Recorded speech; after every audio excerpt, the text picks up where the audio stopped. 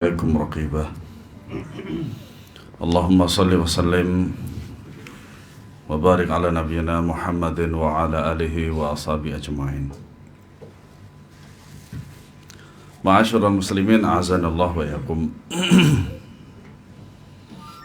Dalam sebuah kajian majelis ilmu ada beberapa corak atau istilahnya macam daripada majelis ilmu tentang majelis tentang pembacaan kitab, pembacaan kitab. Ada yang hanya sekedar sama' dan qiraah, membaca dan mendengar. Nah, biasanya majelis seperti ini adalah pengambilan sanad, entah itu sanad Al-Quran yang sudah hafal 30 juz mutqin, atau hadis, misalkan Sunan Abu Dawud, Sahih Bukhari, Sahih Muslim, atau Kutubus Sittah, Kutubus Tis'ah, Kemudian juga sama' daripada kitab kita dapatkan sanad, yaitu sama' dan qiraah. Kemudian ada juga yang qiraah ma'asyarh, membaca kemudian dijelaskan. Nah, biasanya juga seperti halnya pada kitab-kitab syarah, misalnya tafsir, syarah Arba'in Nawawi, atau Bulughul Maram pagi yang kita bahas, atau bersama Ustadz Antum, Ustadz Pamuji dari Senin sampai Rabu, syukran, syarah Riyadhus Shalihin. Nah, itu seperti itu, baca dulu kemudian mensyarah secara meluas, secara detail. Kemudian ada juga yang sekedar membaca saja, sekedar membaca saja.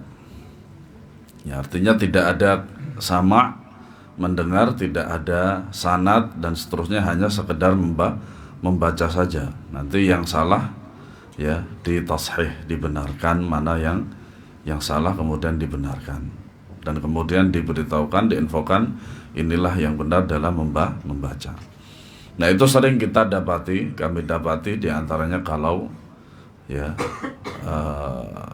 membaca di hadapan Syekh Malik Husain Sya'ban dan para masyayikh yang lain.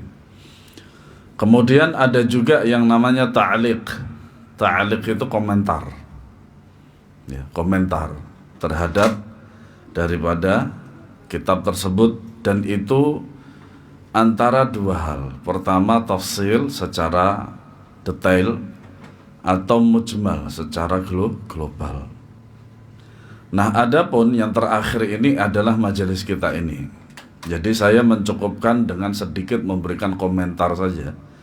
Kenapa demikian? Karena di kitab ini semuanya sudah dijelaskan.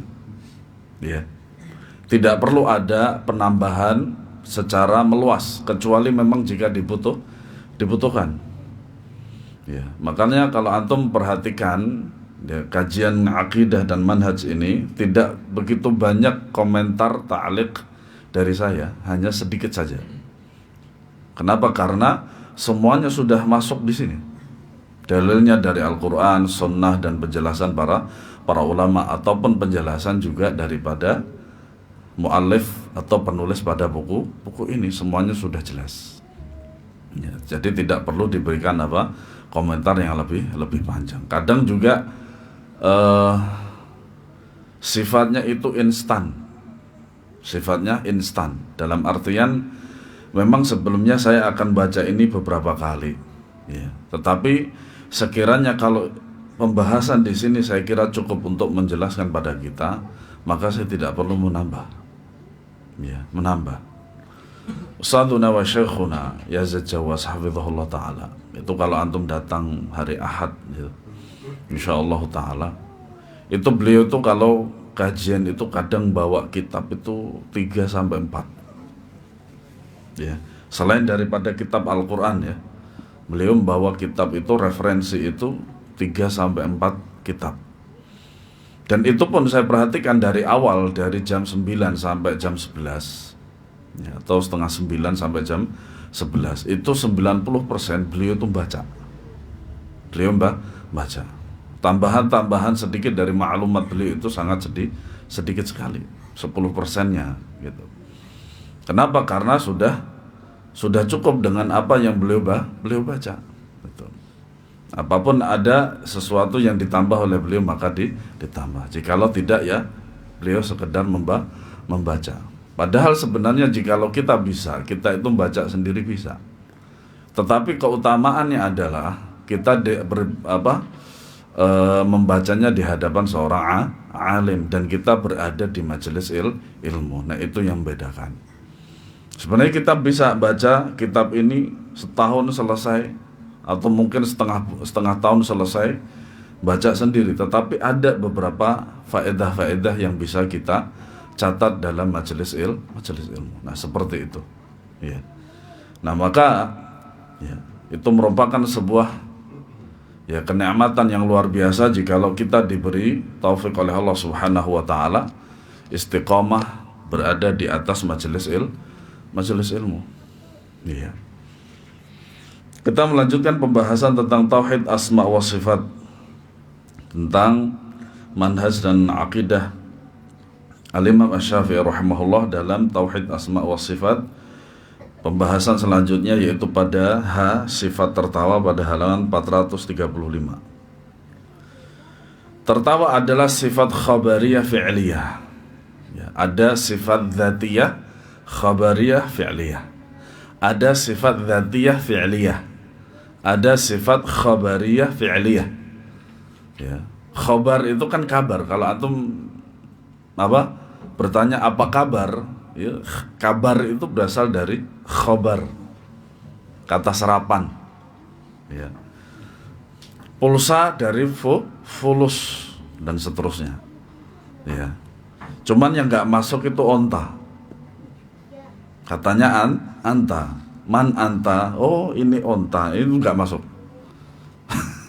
Ini terlalu pemaksaan untuk diserap ke dalam bahasa Indonesia.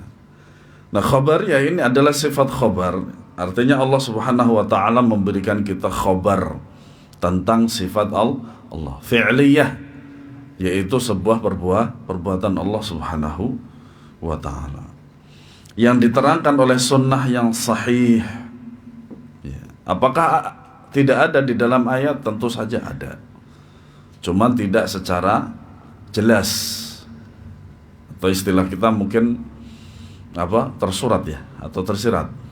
Wallahu alam, saya tersurat ya. Nah ternyata terdapat di dalam hadis yang sahih.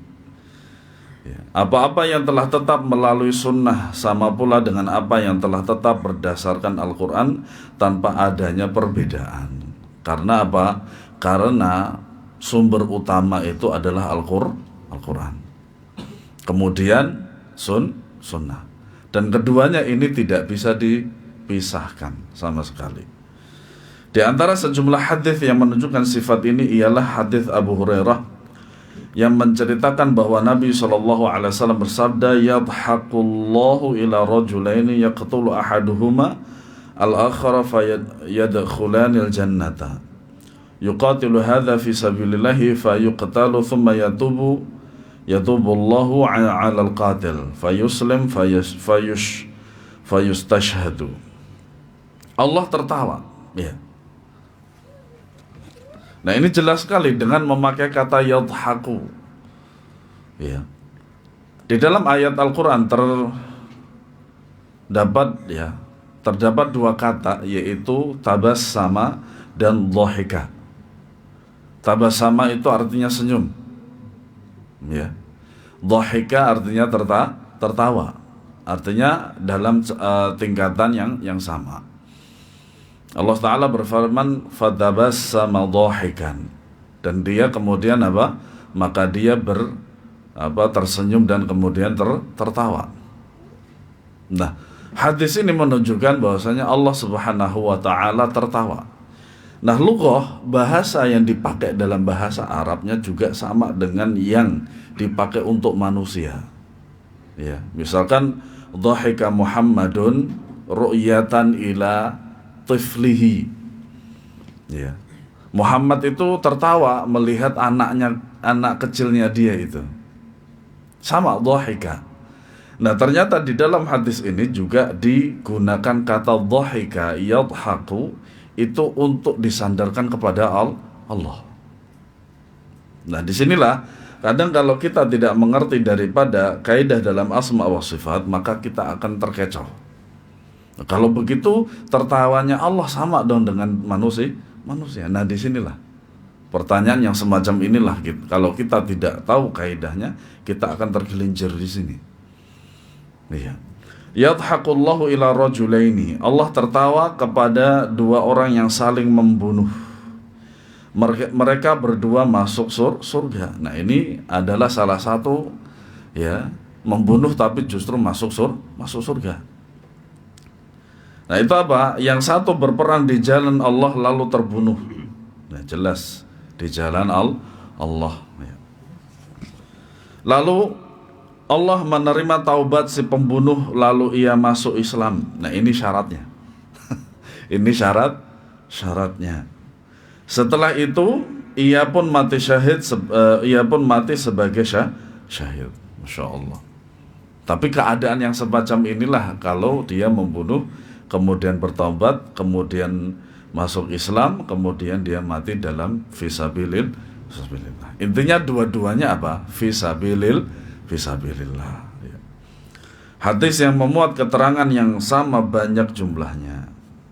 Itu bisa dilihat dalam kitab At-Tauhid karya Ibnu Khuzaimah Asy-Syafi'i. Dan tadi juga sudah saya coba untuk cek, ya saya download dulu kitab Tauhid Al-Imam Ibnu Khuzaimah, kemudian saya cek di situ dan memang sahih, banyak sekali. Tidak hanya sekedar hadis ini yang tertera di dalam kitab beliau. Dahulu hadis-hadis ini dibacakan kepada para sahabat dan mereka pun mendengarkannya dari Rasulullah sallallahu alaihi wasallam. Ya, memahami maknanya, meyakini isi yang diterangkannya, bahkan dapat memberikan pengaruh yang sangat besar di dalam diri mereka. Nah, inilah sikap benar yang dicontohkan oleh para sahabat. Ya, kemudian sampai kepada kita bagaimana cara muamalah dengan hadis Nabi, bagaimana cara muamalah dengan dalil, dan bagaimana cara memahami dalil dengan benar. Yang pertama apa? Mendengarkannya. Ya, mendengarkannya. Maka hadis-hadis yang tidak sahih itu sebaiknya tidak disampaikan. Kalau toh mau disampaikan, maka harus diberikan keterangan bahwasanya hadis ini begini dan begitu. Ya. Kemudian memahami maknanya, entah makna secara global maupun secara terperinci. Ya. Makanya apa? Mereka itu tidak menambah dan tidak mengurang sama sekali. Ya. Tidak mengurang sama sekali. Apapun yang datang dari Rasulullah Sallallahu Alaihi Wasallam, mereka riwayatkan kepada kita apa adanya. Ya. Dengan memahami maknanya hadis tersebut. Ya. Kemudian meyakini isi yang diterangkannya, terlebih lagi jikalau hal tersebut datang dari Nabi Sallallahu Alaihi Wasallam. Ya. Kemudian apa? Bahkan dapat memberikan pengaruh yang sangat besar di dalam diri mereka. Makanya para sahabat terdahulu ketika mereka dalam zaman jahiliyah, mereka adalah seburuk-buruk manusia. Kenapa? Karena sudah termasuk musyrikun, menyekutukan Allah, bid'iyun, ahli bid'ah, dan seterusnya. Bahkan melakukan perbuatan-perbuatan yang melanggar agama mereka. Tetapi ketika Islam datang kepada mereka, mereka adalah orang-orang yang paling mulia. Kuntum khaira ummatin ukhrijat linnas. Ya. Di antara hadis tersebut adalah sabda Rasulullah SAW. Inna akhira man yadkhulul jannata la rajulun yamshi ala as-sirati fayankabbu marratan wa yamshi marratan. Kemudian di situ ada 3 titik kan. Itu artinya hadis tersebut terpotong. Dan memang oleh muallif Syekh Muhammad ini memang dipotong karena bisa jadi dia adalah hadis yang panjang sekali. Ya. Karena apa? Yang dibutuhkan adalah pokok dan syahid saksi daripada pembahasan ini, maka tidak perlu disebutkan seluruh hadisnya. Ya, cukup dipotong. Makanya kemudian diberi tanda tiga titik. Ya.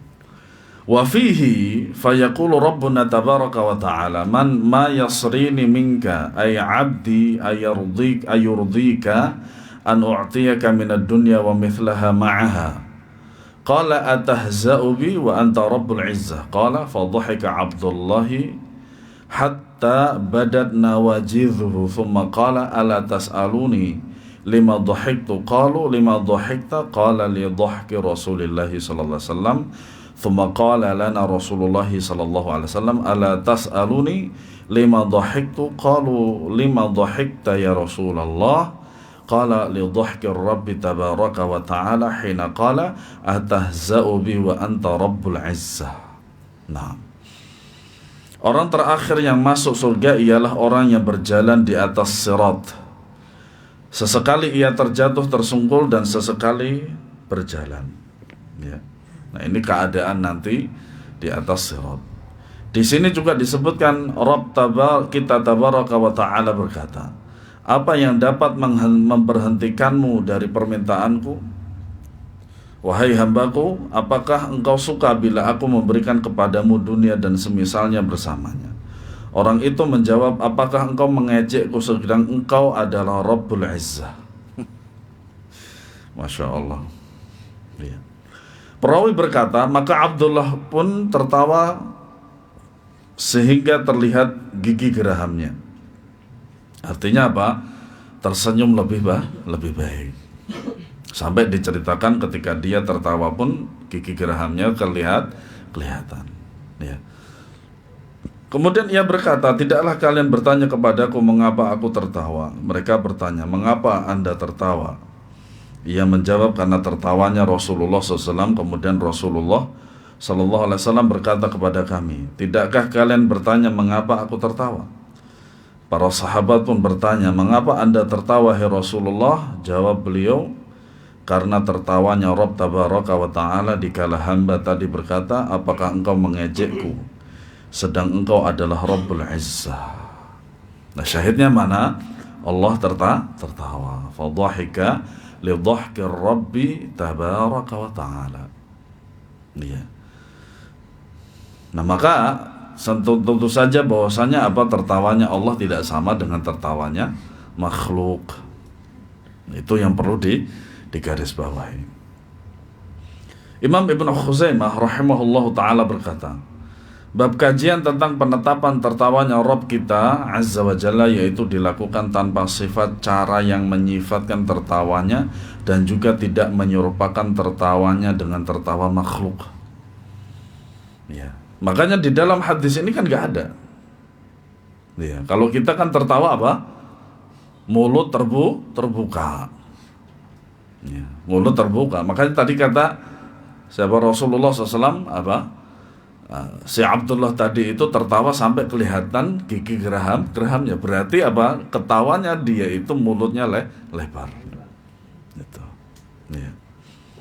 Nah, makanya di dalam hadis ini juga tidak disebutkan muwasafat, sifat-sifat bagaimana Allah itu tertawa. Karena memang tidak bisa disifatkan. Intinya Allah tertawa. Iya. Tetapi hanya beriman bahwa dia tertawa sebagaimana diberitahukan kepada kita oleh Nabi. Nah, ini yang sahih. Intinya apa? Beriman. Ya. Adapun selebihnya kita diam terhadap sifat atau bentuk tertawanya Jalla wa'ala, sebab Allah memang tidak memberitahukan kepada kita tentang bentuk atau sifat tertawanya. Ya. Nah, ini sangat jelas sekali ya para jamaah. Karena Allah tidak memberitahukan kepada kita bagaimana jenis tertawanya dan bagaimana bentuk tertawanya. Intinya Allah tertawa dan kita mengimani Allah tertawa. Ya, mudah tuh. Ya, mudah sekali, sangat mudah sekali.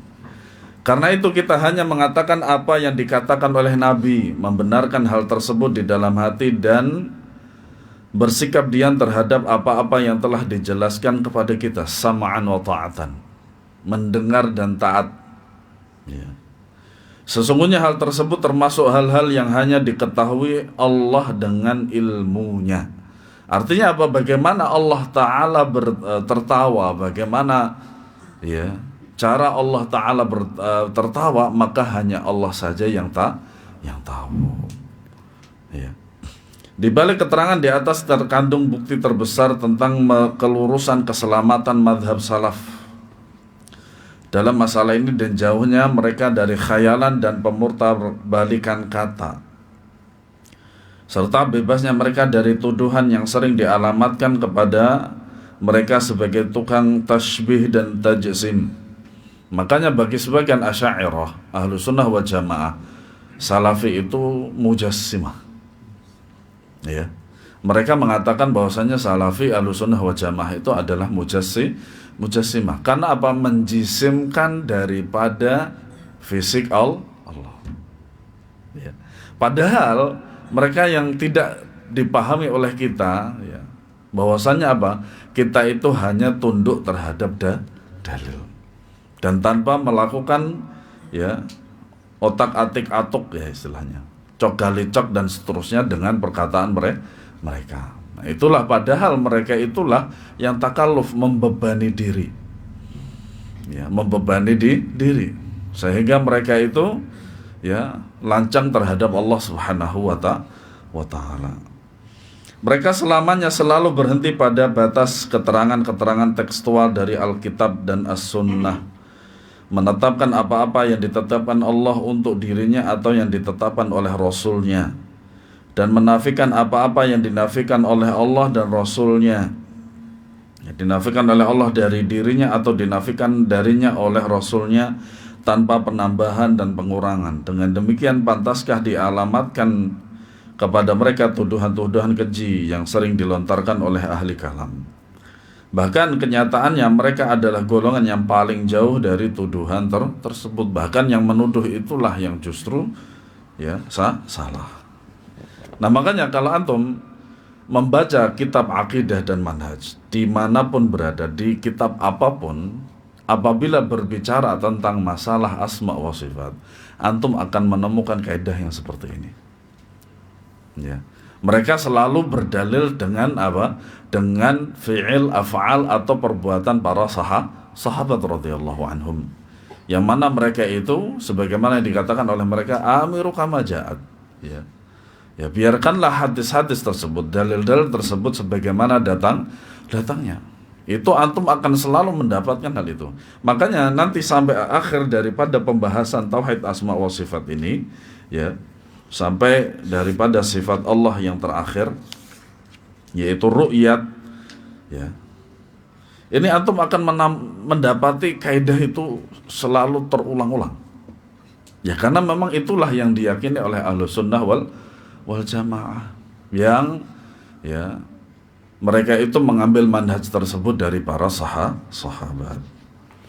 Imam Syafi'i dalam masalah ini juga menempuh manhaj salaf yang mulia. Beliau menetapkan bagi Allah sifat-sifat ini sesuai dengan keagungan dan kebesarannya. Nah inilah pokok utama daripada kaidah asma wa sifat. Ya. Ia berkata Allah itu tertawa terhadap hambanya yang beriman seperti yang dikatakan oleh Nabi, yaitu bagi yang terbunuh di jalan Allah. Sungguh ia berjumpa dengannya sementara Allah tertawa kepadanya. Hadis yang dijadikan argumen oleh Imam Syafi'i dalam menetapkan sifat wajah ini merupakan bagian dari sebuah hadis panjang. Itu tadi saya jelaskan tersebut. Jikalau ada sebuah redaksi di dalam sebuah hadis, tetapi di situ di pertengahan hadis tersebut yang disebutkan, yang tertulis tersebut, kemudian ada titik tiganya, intinya dia itu dipotong. Hanya mengambil yang menjadi pokok daripada pembahasan tersebut. Ya. Yang diriwayatkan oleh At-Tabrani di dalam kitab Al-Mu'jamul Kabir dengan sanadnya yang hasan dari Abu Darda radhiyallahu anhu, yang menceritakan bahwa Nabi SAW bersabda, "Thalathatun yuhibbuhumullah wa yadhaku ilaihim wa yubashshiruhumul ladzi idzan kashafat fi'atun qatala wara'aha binafsihi lillahi azza wa jalla fa imma an yuqtala wa imma an yansurahu Allah azza wa jalla wa yakfihi fa yaqulu unzur ila 'indi kaifa sabara li nafsuhu. Nah, justru di awal hadis ini ada kata yadhaku juga. Ya, kata yadhaku.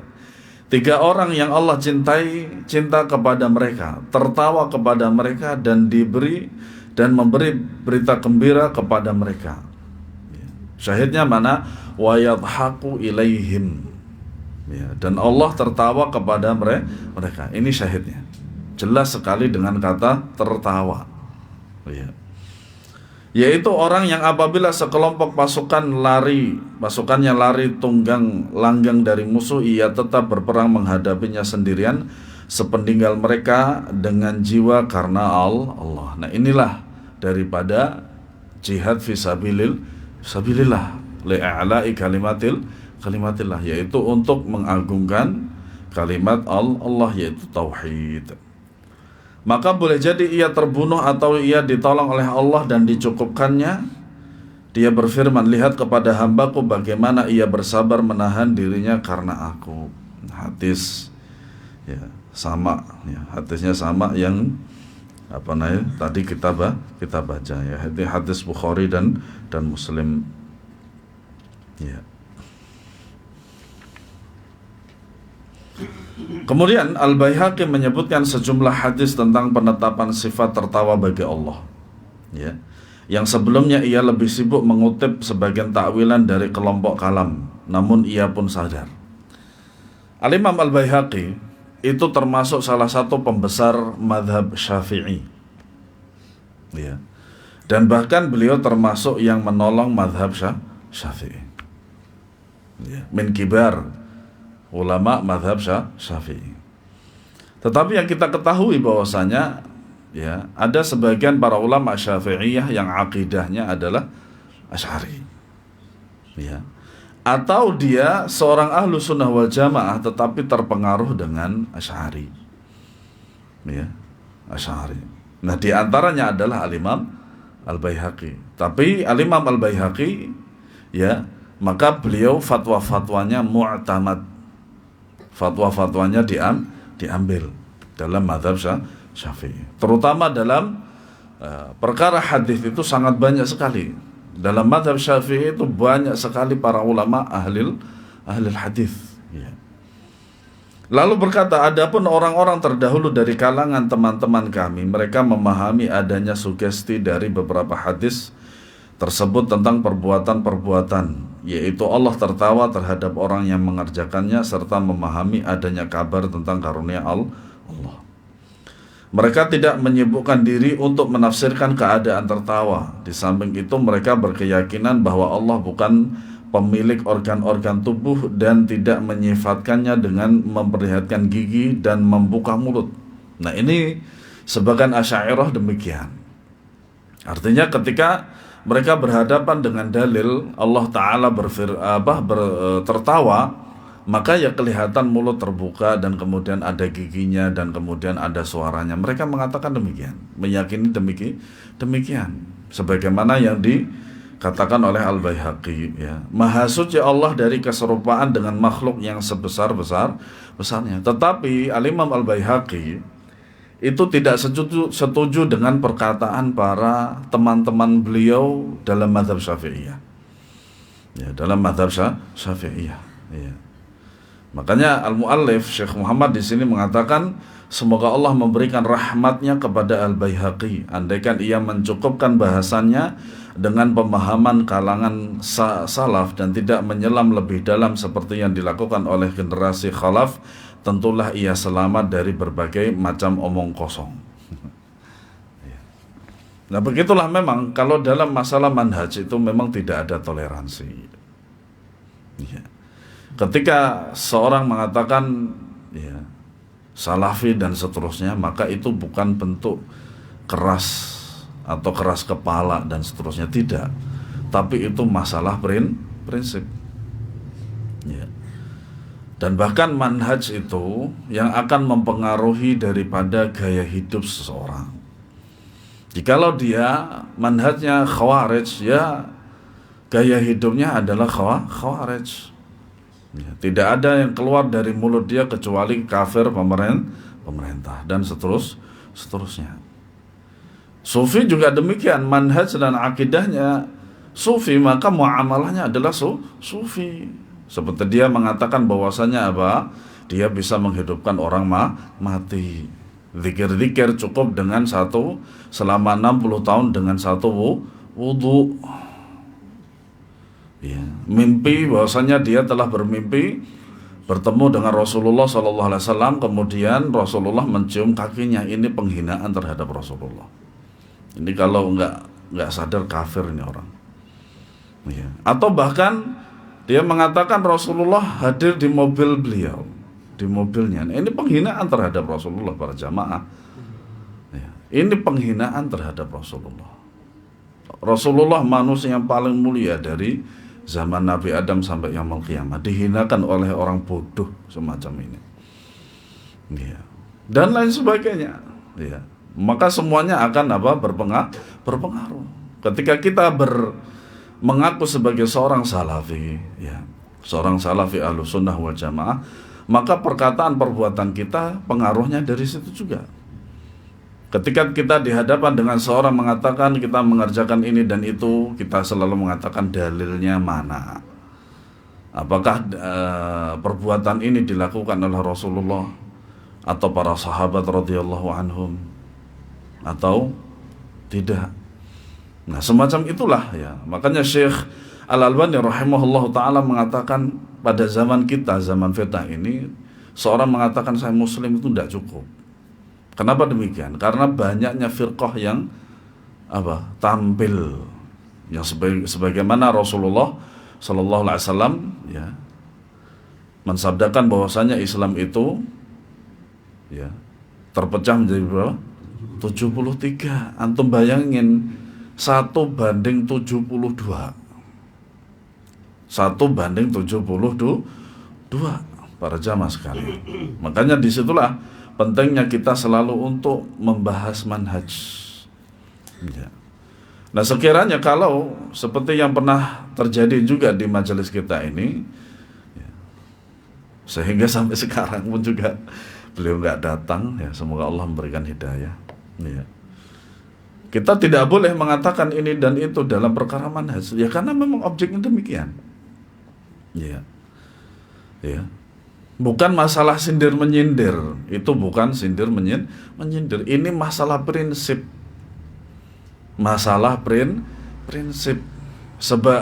Sejauh mana dan sekuat apa kita memegang prinsip tersebut. Jikalau tidak kuat, ya kita akan terombang-ambing oleh zaman. Mungkin kita pernah mendengar cerita dari seorang itu pindah-pindah agama. Ya toh? Pindah ke sini nggak nemu, pindah ke sini nggak nemu, pindah ke sini nggak nemu. Sama dengan firqah. Pindah ke awalnya khawarij nggak nemu juga ketenangan dan seterusnya. Pindah ke sufi juga sama, ikhwani juga sama dan seterusnya. Seperti itulah. Iya. Nah, sehingga dia akan terbawa oleh fitnah. Sebab adakah orang mengatakan jika Allah tertawa mesti seperti yang mereka sebutkan, berupa memperlihatkan gigi dan membuka mulut? Tentu saja tidak untuk Allah Subhanahu wa Ta'ala. Tetapi itu hanya ungkapan-ungkapan yang mereka ada-adakan dan mereka yakini sebagai bagian dari agama. Kemudian mereka menyiapkan diri untuk menolaknya seakan-akan hal itu berasal dari mulut salah seorang salaf. Padahal kalangan salaf adalah sejauh-jauh orang dari ungkapan-ungkapan bid'ah semacam ini. Semoga Allah merahmati mereka seluas-luasnya. Inilah di antara bentuk kasih sayang Ahlussunnah wal Jamaah. Ketika mereka menerangkan tentang bahwasanya hal ini adalah bid'ah dan seterusnya, itu bentuk kasih sayang. Tidak itu saja, mereka juga mendoakan ahli bid'ah supaya mereka bisa kembali kepada agama Allah Subhanahu wa Ta'ala. Masya Allah. Nah, kalau kita lihat sebagian para firqah itu enggak, sudah menyesatkan, didoakan buruk, dimubahalah lagi. Kemudian apa? Juga muamalahnya diputus. Nah, seperti itu. Maka Ahlussunnah berbeda. Nah, makanya ketika kita mempelajari manhaj ini, ya para jamaah sekalian, ini adalah untuk kita dulu supaya kokoh memegang prinsip ini. Nah, adapun muamalah dengan orang lain, kita tidak bisa sekenceng kita ini, nggak bisa. Tetap apa? Mendakwahkan dengan baik kepada masyarakat. Iya. Tidak boleh kita langsung ente bid'ah, ente khawarij, ente syirik dan ente kafir. Enggak boleh. Intinya buat kita dulu. Itu. Bukan buat orang lain. Iya. Antum percaya nggak kalau saya pernah dikafirkan sama orang? Gara-gara saya di Saudi waktu itu, tahun 2008. Gitu. Saya kaget aja, tahu-tahu kok dikafirkan gitu. Kenal aja ndak. Itu teman di Facebook baru sehari. Pagi kita berteman, saya approve itu apa namanya, pertemanan dia saya terima. Sorenya dia mengatakan ente kafir. Masya Allah, luar biasa. Lente siapa? Saya nggak kafir, saya Amir sih itu. Nah, karena ente kan di Saudi dan begini, nah, ya udah kalau gitu antum mau nggak saya biayain ke Saudi? Nggak mau juga, tantangan ini padahal enak loh. Nanti saya kenaikan first class insya Allah. Antum yang penting ke Saudi dulu, yang penting. Nanti kalau ente kebunuh, nah baru itu nanti saya bertanggung jawab. Tapi kalau enggak, ente balikin semua duit saya. Saya gituin. Nah, nas'alullah as-salamata wal afiyah. Amin ya rabbal. Kemudian yang selanjutnya sifat al-asabi', jari jemari. Ya. Dalam bahasa Arab, al-asabi' itu memang maknanya jari jemari. Ya. Dan ini memang digunakan di dalam hadis tersebut dengan menggunakan kata jari jemari. Ya. Kalau dalam ayat-ayat Al-Quran yang dipakai apa? Tangan, biyadayya. Nah, paham ya? Nah, disinilah indahnya kalau kita mempelajari itu. Nah, kalau kita nggak belajar, kita nggak mengerti keindahan Islam di sini. Tuh. Makanya jadi teringat sebuah halaman di Facebook. Islam itu indah. Tapi antum tahu fotonya apa? Foto wanita cantik berkerudung. Subhanallah. Itu malah jadi fitnah. Saya aja terfitnah lihat itu. Indah apa? Islam itu lebih indah dari foto yang dia nampakkan di halaman itu. Nah, kalau dia foto tersebut pelakunya itu bisa luntur, tapi Islam nggak akan pernah. Al-Islamu ya'lu wa la yu'la alaih. Itu. Nah, Imam Syafi'i menyatakan penetapan sifat-sifat sifat jari jemari bagi Allah, yaitu sebuah sifat khabariyah yang penetapannya telah dinyatakan oleh As-Sunnah berdasarkan sabda Rasulullah sallallahu alaihi wasallam, "Ma min qalbin illa huwa baina usbu'aini min asabi'ir rahman." Di sini ada dua kata yang berbeda makna dan secara lafadz hampir sama. Yang satu setelah alif itu hurufnya sin, yang satu huruf setelah huruf alifnya adalah sad. Pertama ini usbu', ya. Yang kedua usbu' pakai sin. Kalau usbu' ya sad, ini artinya jari jemari. Kalau usbu' pakai sin apa? Minggu atau mingguan. Masya Allah. Itulah bahasa Arab. Maka antum harus, ya saya dan antum juga harus semangat untuk belajar bahasa Arab. Nah, tiada suatu hati pun kecuali berada di antara dua jari di antara jemari-jemari Rabb yang Rahman. Bagaimana sifat-sifat jari jemari Allah? Wallahu alam. Udah, itu paling selamat. Itu sudah paling selamat. Udah. Yang penting kita beriman dengan adanya hadis ini. Ya. Dengan pendapat ini, seperti biasa Imam Syafi'i selalu sejalan dengan pemikiran Ahlus Sunnah wal Jamaah yang menetapkan sifat jari jemari bagi Allah dan berdalil tentang hal itu dengan sejumlah hadis yang telah tetap dari Nabi Shallallahu Alaihi Wasallam. Ya, mudah atau Pak? Mudah sekali kok. Hanya sekedar mengimani.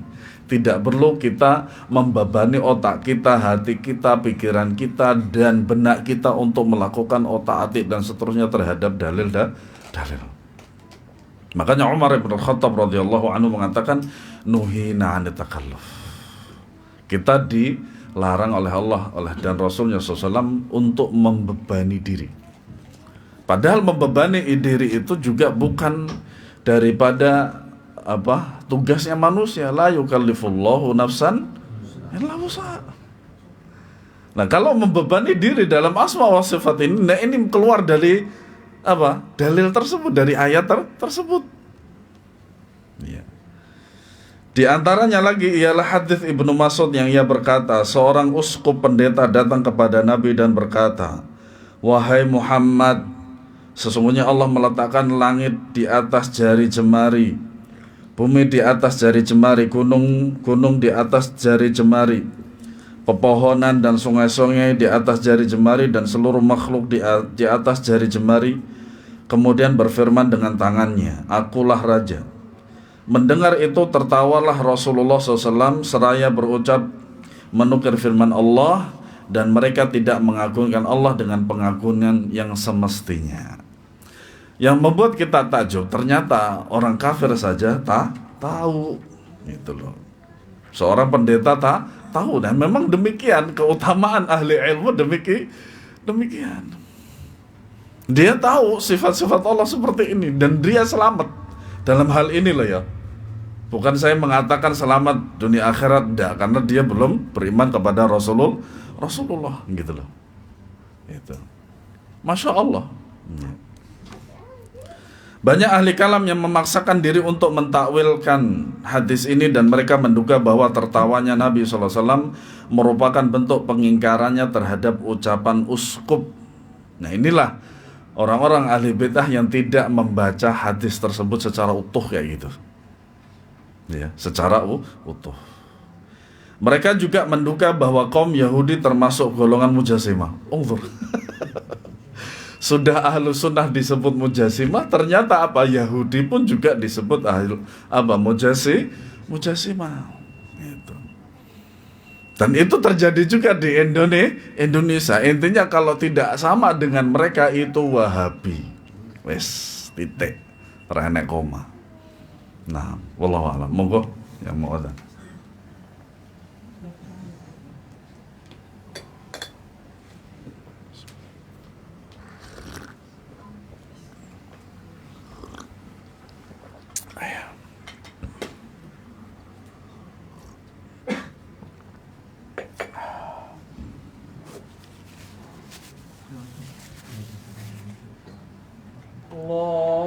Allahu Akbar, Allahu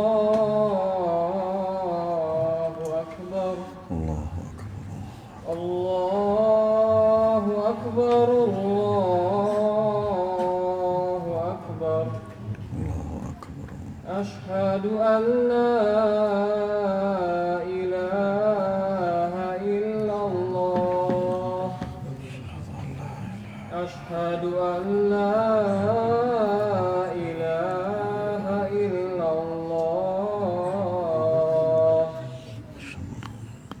أشهد أن محمدًا رسول الله.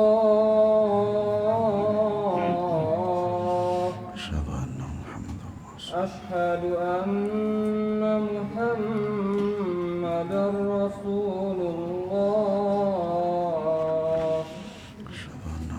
حي على الصلاة.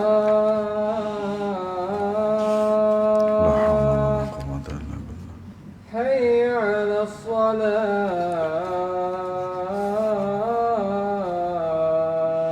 لا حول ولا قوة إلا بالله. حي على الفلاح.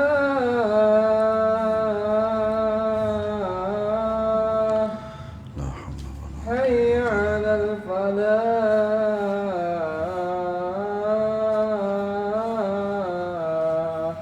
لا حول ولا قوة إلا بالله. الله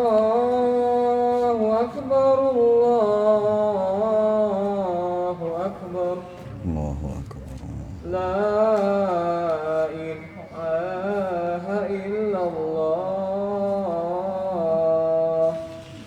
لا إله إلا الله محمد رسول الله اللهم رب هذا الأمة التامة والصلاة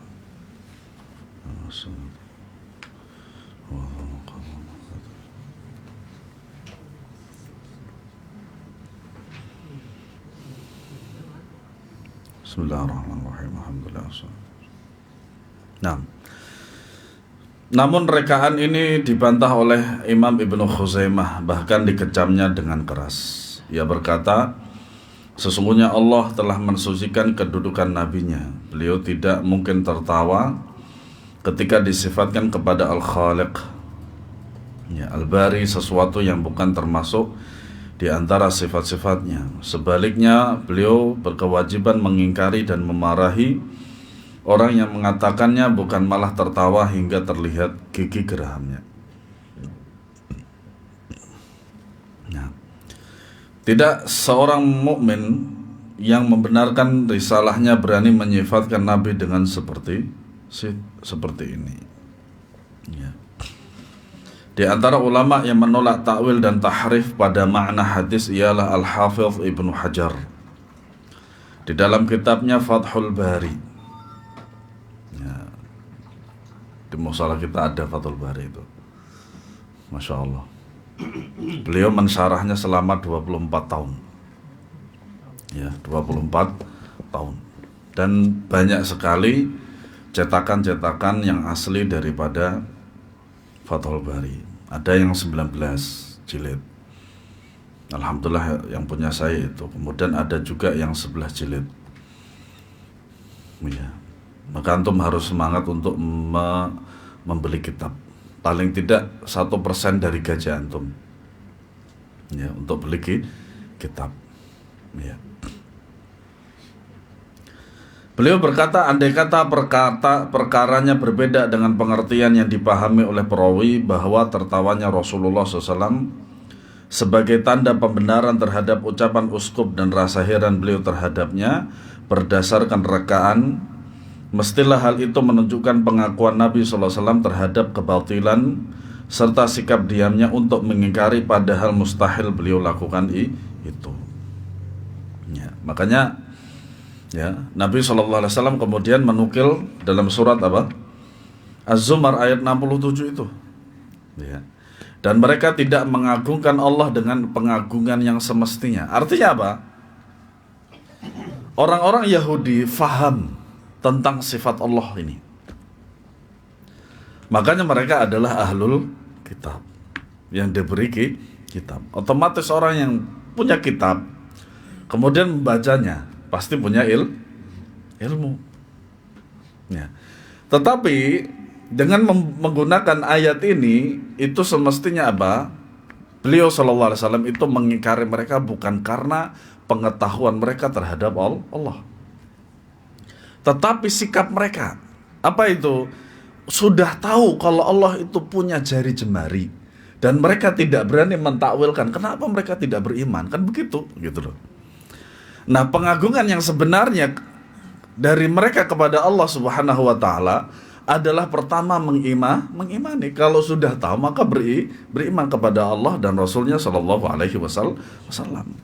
Kemudian mengikuti Nabi Shallallahu Alaihi Wasallam. Nah, itulah pengagungan yang sebenarnya. Gitu. Nah, adapun yang lebih mengherankan adalah tindakan ahli kalam lagi. Kenapa? Karena masalah asma wa sifat itu memang ahli kalam adalah stare. Antum tahu stare itu apa? Staring, kalau antum lihat di film-film itu kan ada staring gitu kan. Pemeran utama. Kalau masalah asma wa sifat itu pemeran utama terdepan untuk mentakwil itu adalah ahli kalam. Kurang apa Fakhruddin Ar-Razi? Ya, Fakhruddin Ar-Razi atau yang kita kenal dengan Fakhrur Razi. Makanya mungkin di antara antum pernah mendengar nama Fakhrur Razi di Indonesia ini. Padahal hal ini juga dilarang, itu nama yang dilarang. Karena apa? Menunjukkan keagungan orang tersebut tapi dia nggak berhak. Nah, doa beda lagi. Kalau doa itu beda beda lagi. Fakhrur Razi. Makanya nama aslinya kan bukan Fakhruddin Ar-Razi, bukan. Namanya Fakhruddin siapa, kemudian di belakangnya Ar-Razi, begitu. Bukan Ar-Razi yang sekarang. Kata gurunya sesat menyesatkan dia itu. Padahal tujuan utamanya adalah mengkanter Wahabi. Ternyata beda tujuan sekarang itu. Ya. Fakhrur Razi rahimahullah wa ghafarallahu lahu. Itu pada akhirnya dia itu seperti itu. Selama 50 tahun saya itu berkelana dengan dengan kalam dan ahlinya, tapi nggak ada yang faedah sama sekali. Umurku betul-betul sia-sia, kata beliau. Betul sia-sia karena apa? Terlalu mendalami ahli kalam, mendalami kalam sampai dia tidak bisa keluar dari ilmu tersebut. Iya. Yang menegakkan takwil mereka terhadap hadis ini berdasarkan praduga tentang tidak adanya hadis-hadis lain yang menjadi saksi. Padahal sesungguhnya tidak demikian, tidak seperti yang mereka yakini dan mereka duga, sebab hadis-hadis tentang penetapan sifat jari jemari bagi Allah banyak jumlahnya, antara lain hadis yang dijadikan pegangan oleh Imam Syafi'i dalam menetapkannya, yaitu hadis riwayat Imam Muslim dari kitab sahihnya, hadis yang berasal dari Abdullah bin Amr bin As. Ia mendengar Nabi SAW bersabda, "Inna quluba bani Adam kullaha baina usbu'aini min asabi'ir rahman, ka qalbin wahidin yusarrifuhu haitsu yasha'u." Thumma qala Rasulullah SAW, "Allahumma musarrifal qulub, sarrif qulubana ala ta'atik." Sesungguhnya hati manusia itu semuanya berada di antara dua jemari, di antara jemari-jemari Rabb yang Rahman, bagaikan satu hati yang bisa dipalingkannya sesuai dengan kehendak Allah. Kemudian Rasulullah SAW berucap, "Ya Allah yang membolak-balikkan hati, palingkanlah hati kami kepada perbuatan taat kepadamu." Hadis riwayat Muslim. Masih banyak hadis yang memiliki pengertian yang sama. Ini bisa dilihat dalam kitab Tauhid Ibnu Khuzaimah. Wallahu a'lam bissawab. Semoga bermanfaat. Ada pertanyaan, dipersilakan.